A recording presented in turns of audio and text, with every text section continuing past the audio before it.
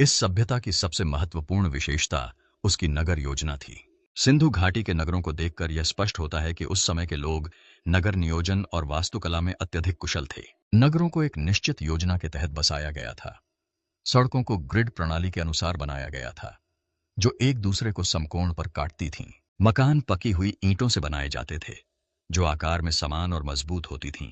मकान 1 या 2 मंजिला होते थे और लगभग हर घर में एक आंगन, स्नानघर और जल निकासी की व्यवस्था होती थी। जल निकासी प्रणाली इतनी उन्नत थी कि इस सभ्यता की सबसे महत्वपूर्ण विशेषता उसकी नगर योजना थी। सिंधु घाटी के नगरों को देखकर यह स्पष्ट होता है कि उस समय के लोग नगर नियोजन और वास्तुकला में अत्यधिक कुशल थे। नगरों को एक निश्चित योजना के तहत बसाया गया था।